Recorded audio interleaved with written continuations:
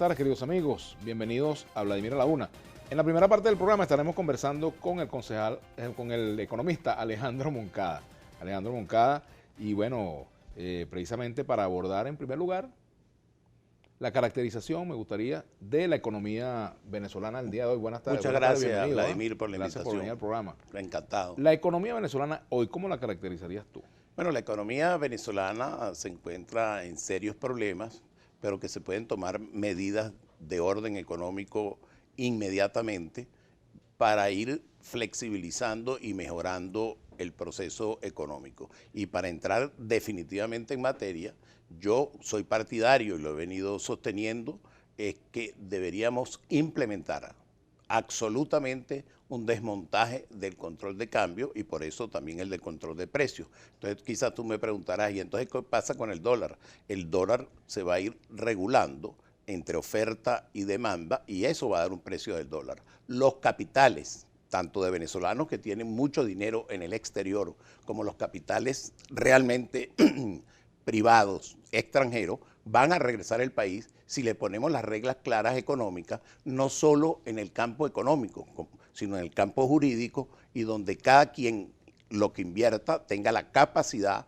de repatriarlo, de llevarlo a donde quiera, sean dólares, chelines, libras esterlinas, sin ningún tipo de traba. En dos palabras, la inflación no se puede combatir, ni se ha combatido en ninguna parte del mundo, con controles. Hay que eliminar definitivamente los controles para que el país tenga la posibilidad de ponerse en marcha y haya productividad, y al haber productividad es que vamos a empezar a frenar la inflación. Cuando tú dices el retorno de los capitales, Alejandro, la fuga de capitales, por supuesto, se ha profundizado durante todos estos años, pero no es un elemento nuevo en la economía venezolana. Hay mucho capital fuera del país de hace muchos años, mucho antes de que el presidente Chávez llegara al poder. Es correcto, desde el gobierno de Luis Herrera empezó ese éxodo. Bueno, imagínate, pero durante todos esos años no hubo incentivos para el retorno de capitales. O sea, ¿qué fue lo que no se hizo durante esos años para que no regresara? ¿Qué es lo que habría que hacer efectivamente para que alguien diga, bueno, ahora sí, mis dolaritos que tengo por allá los voy a traer para invertir, qué sé yo, en la industria? En cualquier tipo de industria. Lo que hay que generar, toda la economía de cualquier país importante desarrollado se fortalece es con confianza. Un factor fundamental es la confianza. ¿Y cómo genera la confianza? Si tú tienes trabas, tanto para exportar, trabas para importar, trabas para todo, no se reparten realmente de manera equitativa esos supuestos dólares preferenciales. ¿Cuál es la manera? Es desmontarlo. Y en esa medida que tú desmontes eso, en el primer impacto causa un shock en la economía, vamos a hablarlo claro, y puede generar hasta más inflación. Pero después, a corto plazo y mediano plazo, se van a ver las posibilidades de inversión, tanto del sector privado venezolano como el sector privado extranjero. Y eso es fundamental. Es igual como en la materia petrolera, para hablar de un tema específico del petróleo. Venezuela actualmente ha logrado, con los acuerdos que ha hecho OPEP, no OPEP, más o menos mantener el barril del petróleo a $45 el barril. No es lo ideal, pero tampoco está tan malo como los $22 que estaba el año pasado. Ahora, ¿qué es lo que pasa? Que tenemos muy malos administradores que yo creo que es necesario que se vayan sustituyendo. Ahora, ¿qué podemos hacer para devolverle la confianza? Bueno, la confianza la vamos a devolver desmontando todos esos controles. Ya este mismo gobierno, el ministro que fue de Finanzas y vicepresidente de Economía, Pérez Abad, lo trató de hacer y a mi criterio lo estaba haciendo medianamente bien. Y fíjate que lo que pasó es que inmediatamente lo quitaron y lo pusieron como premio de consolación en el Banco Bicentenario. Pasar de un excesivo control en la economía a una excesiva falta de control también sería un peligro. O sea, ¿cuáles serían los controles que tú desmontarías totalmente? ¿Cuáles desmontarías parcialmente? ¿Cuáles no desmontarías? Bueno, yo desmontaría totalmente, sin que me quede nada por dentro, el control cambiario. Y estoy seguro que al desmontar el control cambiario, sin anestesia. Y sin etapas. Y sin etapas, no es gradualmente. Hago esto absolutamente responsable. Lo quito totalmente y estoy seguro que en corto plazo empieza a nivelarse ese precio de ese dólar paralelo, de ese dólar negro, que ahorita está como tú sabes, un día está en 3.000, otro día está en 4.000, pero no corresponde, porque ese dólar, por cierto, nada más representa entre el 10 y el 12% de las importaciones. Entonces, por lo tanto, una medida... ¿Cuáles serían los principales efectos, por ejemplo, cuando tú desmontas ese control, cuando desmontas el tipo de cambio, que lo desmontes totalmente, los principales efectos que veríamos en el mediano, en el corto y mediano plazo? Quizás a largo plazo entendemos que pudiera tener un efecto positivo, en el corto plazo, la primero que vas a generar es confianza. Ninguna economía del mundo se puede mantener, hasta la de Estados Unidos, no es por las reservas. ¿A quiénes le generas confianza? Le generas confianza a los inversores. Le generas confianza a los inversores que en definitiva son los que tienen que poner el dinero, poner el capital para poner el país en marcha, porque nosotros necesitamos, para arrancar este proceso económico diferente, alrededor de 75 mil millones de dólares. Y otra cosa que yo creo que es muy importante, que le pasa tanto al gobierno como a la oposición, es que no quieren acudir a los organismos internacionales, llámese Banco Interamericano de Desarrollo, Banco Mundial, Fondo Monetario Internacional, porque hay como una especie de complejo antinorteamericano. Y resulta que esos organismos efectivamente aplican unas recetas duras, pero que dan resultados en los países y que es necesario aplicarlas si nosotros tenemos que acudir a pedir prestado para arrancar la economía. Fíjate que eso le pasó a Pérez, a Carlos Andrés Pérez. Exacto. Intentó desmontar los controles, pero vimos lo que ocurrió. Terminó fuera del gobierno.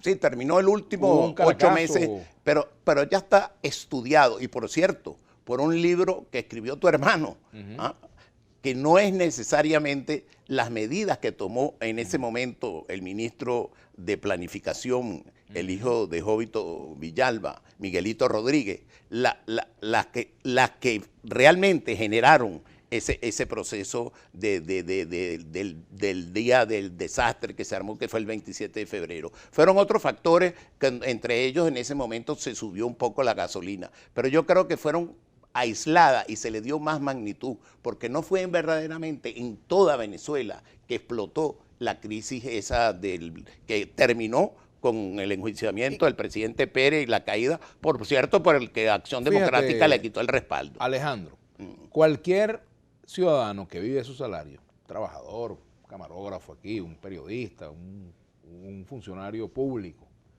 pudiera decirte, muy bien Alejandro, esas medidas le generan confianza, el desmontaje, el control de cambio le genera confianza al que va a traer dinero para que se invierta aquí, pero ¿y qué hacemos lo que vimos de un salario? ¿Se puede dolarizar los salarios también? ¿Qué harías tú con eso? Por ejemplo, al liberar el control de cambio, todo va a costar lo equivalente en dólares, porque somos una economía importadora, 90 y pico % de las cosas que consumimos, ¿verdad? En la primera etapa, pero después... ¿Y esa gente, cuánta gente, y la gente va a sobrevivir a esa primera etapa? Yo tengo la seguridad de que sí, efectivamente hay que hacer ¿No habrá mayor empobrecimiento? No va a haber sacrificio, pero va a haber la capacidad de aguantar. Pero por Dios, Vladimir, ¿qué más que aguantar 18 años de un gobierno que realmente se ha caracterizado por haber fallado en la salud, en la inseguridad personal, en el desabastecimiento? Y lo único que le reconozco yo a este gobierno, que sí tengo que reconocerle algo, es que en materia de vivienda, en materia de construcción de vivienda masivo para los sectores populares, lo ha hecho bien. Lo ha hecho quizás de manera anárquica, pero lo ha hecho bien.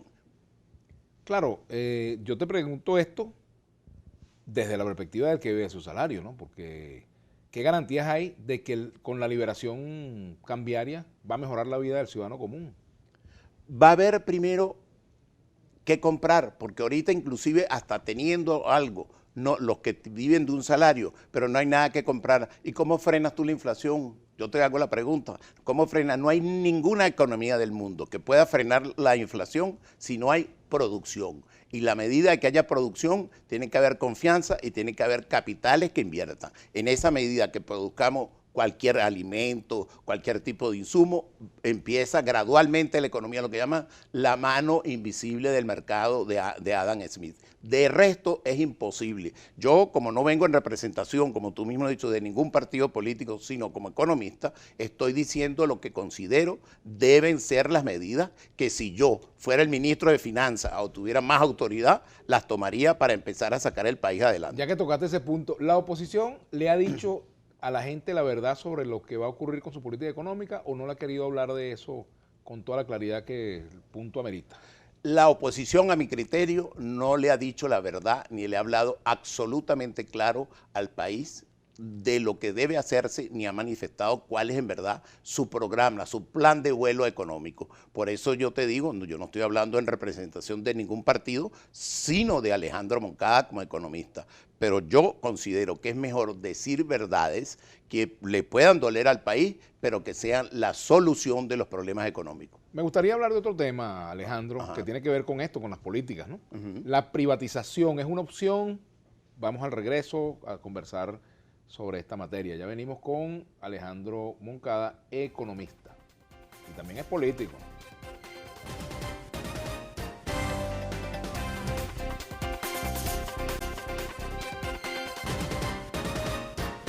Bueno, continuamos con el economista Alejandro Moncada. Hablando de economía, pues hablando de las cosas que habría que hacer, hemos pasado en distintas etapas de nuestra vida republicana por periodos en los cuales se ha acentuado el estatismo, ¿verdad? El control del Estado sobre la economía. Se habló incluso de un capitalismo de Estado durante algunos de los gobiernos de la llamada Cuarta República. Y en esta etapa pasamos a nacionalizaciones, compras, expropiaciones, en fin, de empresas privadas. Incluso en el caso de la zona del hierro de Guayana, pues, las empresas básicas, muchas de estas empresas estaban en manos privadas, ¿no? Y fueron retomadas. Caso Sidor. Caso Sidor. ¿Es necesario privatizar estas empresas? Yo creo que es algunas de ellas necesario privatizar y hacer asociaciones con las empresas encargadas que saben de esto. Por ejemplo, lo de Sidor demostró que es un fracaso. Sidor estaba dando unos resultados positivos en el momento que se tomó la decisión de estatizarla. En materia petrolera, fíjate que la producción petrolera de Venezuela, que ahorita está, por cierto, en 2.004.000 barriles diarios de petróleo, esto por los acuerdos, aparte que Venezuela ahorita no tiene la capacidad de producción que debería tener. Desde el gobierno del presidente Caldera, cuando Luis Justi era presidente de PDVSA, yo me acuerdo que yo conversaba con él varias veces y se tenía previsto que para esta fecha nosotros tuviéramos un precio del barril del petróleo, el que fuera, pero con volúmenes de producción de 5 millones de barriles diarios. Y compensar. Eso fue lo que se proyectó hace unos cuantos años. Correcto. Incluso en el gobierno de Chávez. Incluso en el gobierno de Chávez. Incluso había la idea de exportar a China 1 millón de barriles diarios. Bueno, ¿y por qué esto ha fracasado? Porque han descuidado los pozos petroleros, no ha habido aumento de la producción, sino reducción. Y no solo por los pactos OPEP, no OPEP, que son muy frágiles, sino que tenemos que compensar